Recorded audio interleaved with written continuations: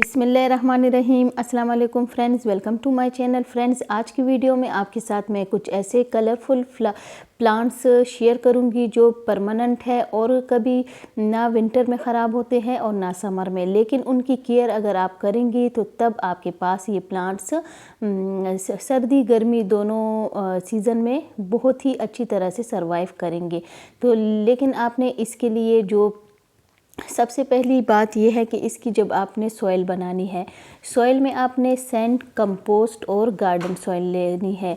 इसके अलावा फ्रेंड आप इसमें कंपोस्ट, किचन वेस्ट या काउडंग कंपोस्ट हो या जो भी आपके पास अवेलेबल हो वो आप यूज़ कर सकते हैं। इसके अलावा अगर आपके पास लीव कंपोस्ट है वो भी आप ऐड कर सकते हैं, लेकिन आपने एक पार्ट ही इसमें ऐड करना है, ज़्यादा आपने ऐड नहीं करना। इसके अलावा आपने इसकी जब प्रोपिगेशन करनी है, प्रोपिगेशन के लिए आपने इस बात का ख्याल रखना है कि इसकी छोटी सी छोटी कटिंग भी अगर आप लेंगे इसकी नीचे से तो इसकी कटिंग बहुत आसानी से लग जाती है। बस इसको आपने शेड में रख देना है। एक दफ़ा पानी दे के कुछ दिन आपने कटिंग को पानी नहीं देना।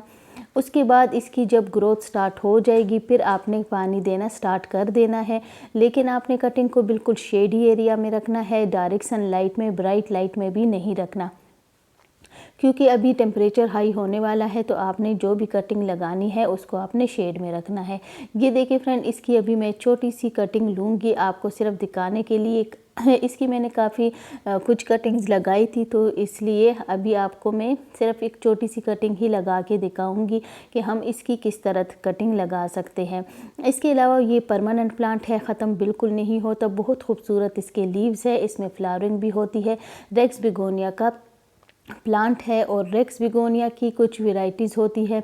मेरे पास ये 3-4 वैरायटी है, लेकिन बहुत ही हार्डी प्लांट है और एक दफ़ा अगर आप अपने गार्डन में इसको ऐड करेंगी कभी भी ये ख़त्म नहीं होगा।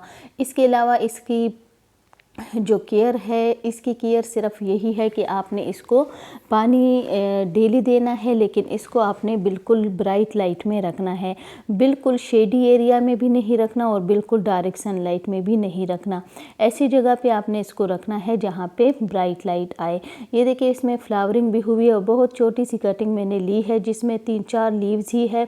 तो इस तरीके से आपने इसको ग्रो करना है। इसको आप मिट्टी के अंदर इसकी जो नोड एरिया है इसको आप यहाँ से इसकी रूटिंग स्टार्ट होगी, बस इसको आपने हल्का सा मिट्टी के अंदर कर देना है और साइडों से आप इसकी मिट्टी लगा ले और इस तरह आप इसकी कटिंग को लगा ले। इस तरह इसकी ग्रोथ स्टार्ट हो जाएगी और कटिंग इसकी बहुत आसानी से लग जाती है। इसके अलावा अगर इसमें कुछ लीव्स ख़राब हो जाते हैं, बस इसकी लीव्स ही रिमूव करते जाए। इसमें न्यू लीव्स निकलते रहते हैं और प्लांट बहुत बुशी हो जाता है। इसके लिए आप छोटा बड़ा पॉट दोनों सेलेक्ट कर सकते हैं, दोनों में ही इसकी अच्छी ग्रोथ होती है। इसके अलावा फ्रेंड ये है कैलेथिया ज़ेब्रिना का प्लांट। इसको आप डिवीजन मेथड के साथ प्रोपिगेट करेंगे, इसकी कटिंग नहीं लगती, बहुत खूबसूरत इसके लीव्स है, ब्राइट लाइट का प्लांट है और इसको भी आपने डायरेक्ट सनलाइट से बचाना है और बहुत गर्मी में इसको अपने बिल्कुल शेड में रखना है।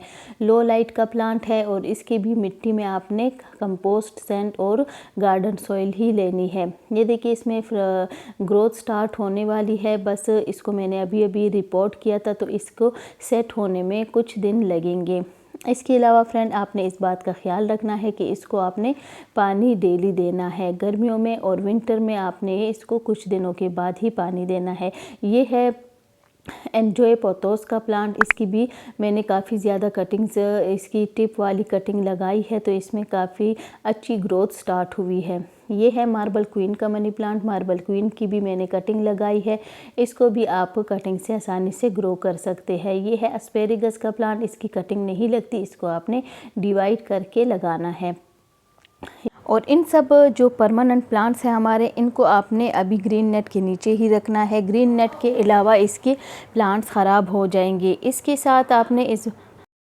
साथ ही आपने इसकी कटिंग को लगाना है। ये है स्वेडिश आईवी का प्लांट। इसको भी आप बहुत इसकी स्वेडिश आईवी की कटिंग को भी आप बहुत आसानी से सैंड और कोकोपीट में ग्रो कर सकते हैं।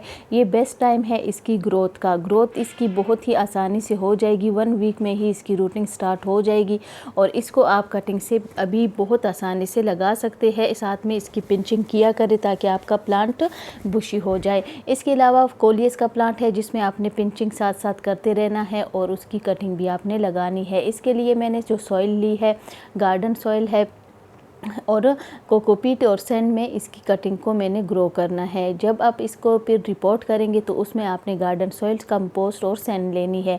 अगर आप सिर्फ कोकोपीट और सैंड में कटिंग को ग्रो करेंगे बहुत अच्छा आपको रिज़ल्ट मिलेगा। और इसको आपने अभी पानी दे के तो इसको आपने शेड में रख देना है।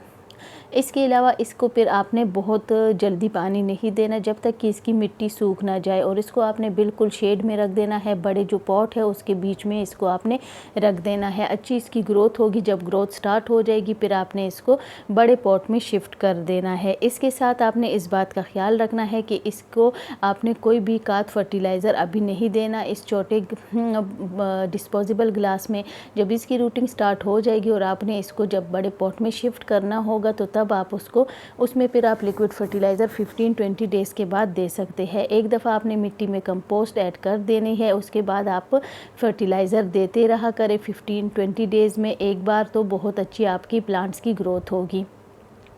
इसके साथ आपने पानी डेली देना है और आपने इसको ग्रीन नेट के नीचे प्लांट्स को रखना है।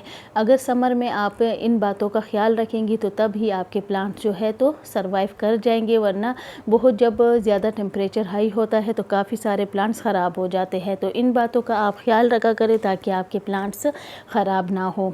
इसके अलावा आपने परमानेंट प्लांट्स को 15-20 डेज़ के बाद फर्टिलाइज़र या लिक्विड का कंपोस्ट देनी है। अगर आपके पास कंपोस्ट है तो आप 15-20 डेज़ में एक बार दिया करें प्लांट्स को। बहुत ज़बरदस्त आपके प्लांट्स की ग्रोथ होगी, प्लांट्स बुशी हो जाएंगे और इसकी फिर आप जितनी मर्ज़ी आप कटिंग भी लगा सकते हैं और प्लांट्स आपके बहुत ही ज़बरदस्त ग्रोथ करेंगे। इसके अलावा फ्रेंड आपने इन बातों का ख्याल रखना है। गर्मियों में आपने 2 टाइम पे इसको, एक दफ़ा अपने प्लांट्स पे शावरिंग किया करें, एक टाइम पे आप बिल्कुल अच्छी तरह पॉट में पानी दिया करें ताकि आपके प्लांट्स की ग्रोथ अच्छी रहे। और ग्रोथ भी ज़बरदस्त होती है जब आप फर्टिलाइज़र साथ साथ ऐड करते जाएं। इसके अलावा कोई भी बात आपने पूछनी हो कमेंट में आप पूछ सकते हैं। आज की वीडियो कैसी लगी? वीडियो अच्छी लगी तो लाइक शेयर ज़रूर कीजिए। चैनल पे न्यू है तो चैनल को भी सब्सक्राइब कीजिए। इंशाल्लाह डेली वीडियो मेरी अपलोड होती है तो आप वीडियोज़ को डेली देखा करें ताकि आपको इन्फॉर्मेशन मिल सके। Thank you. अल्लाह हाफिज़।